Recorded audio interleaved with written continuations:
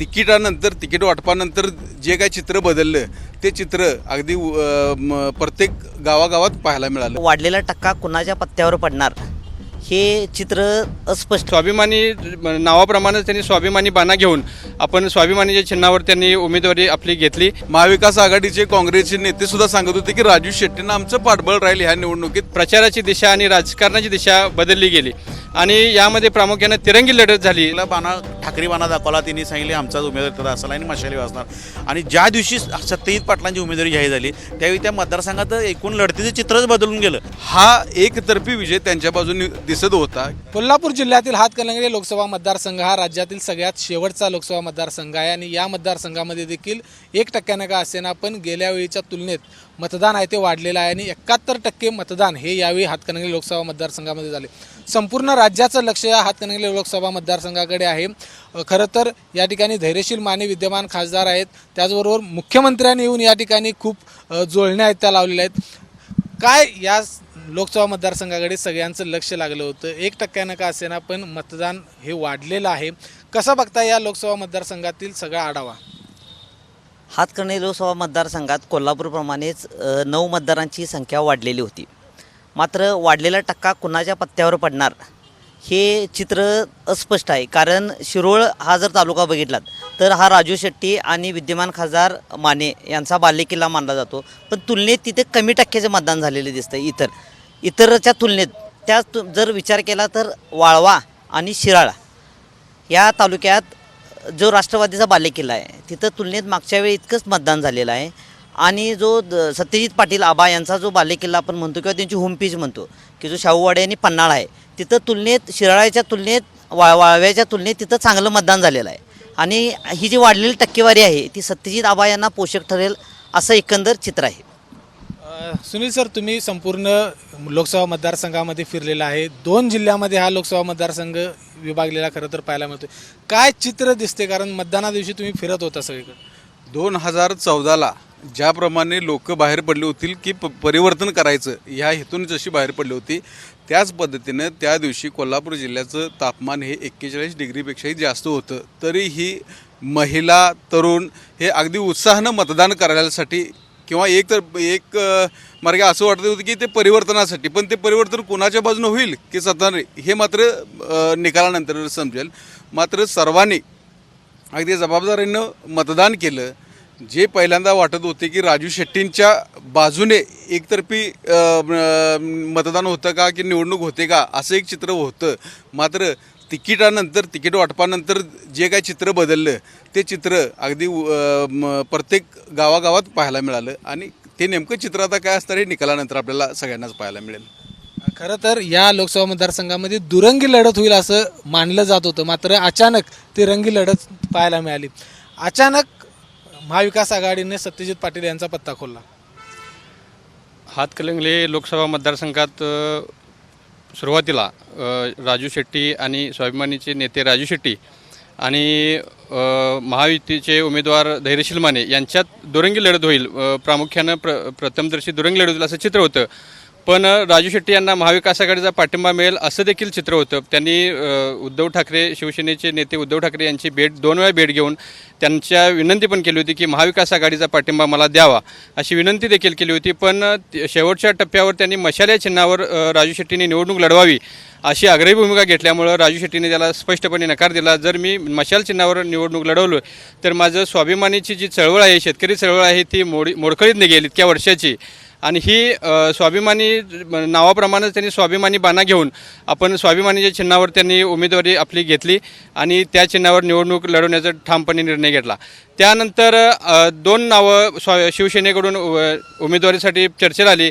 एक म्हणजे सत्यजित पाटील आबा आणि उल्हास पाटील सुजित मिंचेकर यांना उमेदवारी द्यायचं अशी चर्चा होती. पण सत्यजित आबांचं एकंदरीत राजकीय परिस्थिती पाहून त्यांना उमेदवारी देण्याचं निश्चित झालं आणि तेथेच एक शिवसेनेची मशाल पेटली गेली आणि प्रचाराची दिशा आणि राजकारणाची दिशा बदलली गेली आणि यामध्ये प्रामुख्याने तिरंगी लढत झाली. जरी आता 27 उमेदवार जरी या हातकणंगले लोकसभा मतदारसंघातून निवडणूक रिंगणात असले तरी प्रमुख तिरंगी लढत झाली. एक राजू शेट्टी स्वाभिमानीकडून, सतीद आबा आणि धैर्यशील माने माझे विद्यमान खासदार यांच्यात तिरंगी लढत झाली आणि ह्या लढतीमध्ये रघुनाथ दादा आणि डी सी पाटील वंचित बहुजनचे डी सी पाटील हे किती मतदान घेतात आणि यामध्ये कशी मतविभागणी होते यावर बरेचसे निकालाचं चित्र अवलंबून आहे.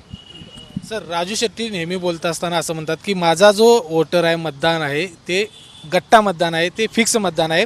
जे काही मतांची विभागणी होईल ती या दोघांच्यात होईल. काय नेमकं वाटतंय, असं होईल खरंच? त्याला 2019चे संदर्भ आहेत मोठे. 2019ला दुरंगी लढत झाली, नंतर अस्लम सईद रिंगणात उतरले, पण ते एवढी मतं घेतील का नाही हे कोणाला राजकीय एखाद्या अभ्यासकाला सुद्धा वाटलं नव्हतं की ते मतं घेतील. त्या 2019च्या निवडणुकीत निवडून झाली ती जातीवादी झाली पूर्ण, म्हणजे मराठा विरुद्ध जैन अशी झाली आणि कारखानदारांना राजू शेट्टी नको होते, कारण कारखानदारांचा प्रचंड रोष राजू शेट्टींच्यावर होता. तिने सगळी रसद आपली धैर्यशील मानेच्या मागाला लावली. धैर्यशील माने निवडून आले, त्या कारणामुळं त्याला निमित्त ठरलं ते अस्लम सईद वंचितचे उमेदवार आहे. आता अशी परिस्थिती आहे की ही दोघंही नको अशी मानसिकता आहे मतदारसंघातली, कारण काही प्रश्न अजून इचलकरंजी शहराचा प्रश्न असेल तो अजून प्रलंबित आहे. बाकी विकास कामांच्या संदर्भातले धैर्यशील मानेंच्यावरती जाहीर आरोप झाले, तिने त्याला प्रतिवाद करण्याचा प्रयत्न केला, पण त्यातनं फारसं काही निष्पन्न झाल्यामुळे ते काही प्रमाणात त्यांच्या बाजू कुमकुवत ठरत गेल्या. आणि राजू शेट्टींची अशी भूमिका होती की राज्यात सगळं महायुतीच्या विरोधात वातावरण आहे, त्यामुळे महाविकास आघाडी माझ्याकडे चालून येईल की मला तुमचा पाठिंबा घ्या, आम्हाला तुमची उमेदवारी पाहिजे वगैरे असेल. पण जरा राजू शेट्टीने लवचिक भूमिका घेतली असती, त्यात काय तर तडजोडीचा मार्ग स्वीकारला असता तर ते कदाचित राजू शेट्टी ह्याच्यात प्रवाहात पुढं आले असते.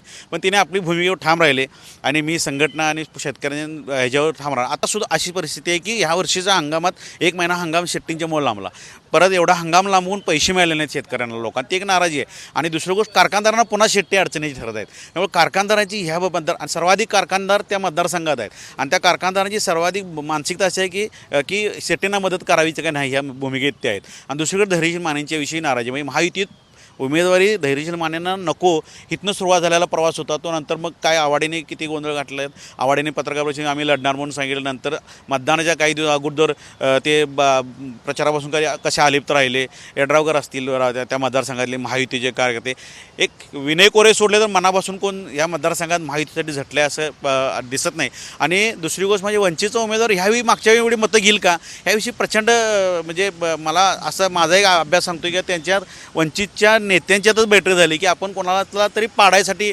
मतदान द्यायचं का कोणाला तर कोणतं पडावं, कोणाला तर आपल्या ह्याच्यामुळे आपण विशेषतः जैन समाजाचे तिथं सगळे संत साधू संत यांनी विचार केला की आपण अहिंसावादी असेल तर एखाद्या पराभवासाठी आपण कारणीभूत ठरायचं का. त्यामुळे यावेळीची मतं वंचितची मतं ती मागच्या वेळी पडतील असं नाही. त्यामुळं आणि ऐनवेळी काय केलं शिवसेनेनं आपला ठाकरे बाणा दाखवला. त्यांनी सांगितले आमचाच उमेदवार तर असेल आणि मशाली वाजणार. आणि ज्या दिवशी सत्यजित पाटलांची उमेदवारी जाहीर झाली त्यावेळी त्या मतदारसंघात एकूण लढतीचं चित्रच बदलून गेलं. म्हणजे आज अशी परिस्थिती आहे, म्हणजे मी ठामपणे सांगू शकतो की 1 नंबरला अजून सत्यजित पाटील आहेत, विद्यमान खासदारांचा क्रमांक कितवाही शोधावा लागेल अशी परिस्थिती आहे. निवासतात्यांनी ज्या पद्धतीने सांगितलं, राजू शेट्टींनी स्वतःच्या पायावर दगड मारून घेतला असं वाटतं? अगदी बरोबर. त्यांना पहिल्यापासून महाविकास आघाडीचे उमेदवार म्हणूनच प्रोजेक्ट केलं जात होतं किंवा ते महाविकास आघाडीचे काँग्रेसचे नेतेसुद्धा सांगत होते की राजू शेट्टींना आमचं पाठबळ राहील ह्या निवडणुकीत, त्यांनी भले बाहेरून थांबलं तरी चालेल, आम्ही सर्वजण त्यांच्या बाजूने असेल. हा एकतर्फी विजय त्यांच्या बाजूने दिसत होता. किंवा आता निवासर म्हणले तशी की विद्यमान खासदारांच्या बाबत जी नाराजी होती ती व्यक्त करण्यासाठी एक चांगलं माध्यम राजू शेट्टींचं होतं किंवा राजू शेट्टींचं स्वतः त्यांचा एक गट होता चांगला, त्यांचे एक मतांचे गट्टा मतदान होतं. पण हे जे माजी आमदार सत्यजित पाटील सरोडकरांना ज्यावेळी तिकीट जाहीर झालं त्यावेळी मात्र खूपच चित्र बदललं आणि ही सहजासहजी राजू शेट्टींना सोपी जाणारी अशी वाटणारी निवडणूक किंवा धैर्यशील मानेंना सुद्धा असेल ती आता सोपी राहिली नाही. तर ती आता सत्यजित पाटलांच्यावरतीच फोकस होतं का असं आत्ताचं चित्र आहे. धन्यवाद. तर आपण बघितलं की हातकणंगले लोकसभा मतदारसंघामध्ये खरं तर धैर्यशील माने आणि राजू शेट्टी यांनाच वाटत होतं की आपण या ठिकाणाहून निवडून येऊ शकतो. मात्र ज्यावेळी तिरंगी लढत या ठिकाणी झाली, शिवसेनेनं मशाल चिन्हावरती सत्यजित आबा पाटील यांना उमेदवारी दिली, त्याच्यानंतर मात्र इथलं चित्र आहे ते पूर्णपणे बदलून गेलं आणि निकाल काय लागतो आता इथला याकडे सगळ्यांचं लक्ष लागलं. विजय केसरकर, ABP माझा, कोल्हापूर. ABP माझा, उघडा डोळे बघा नीट.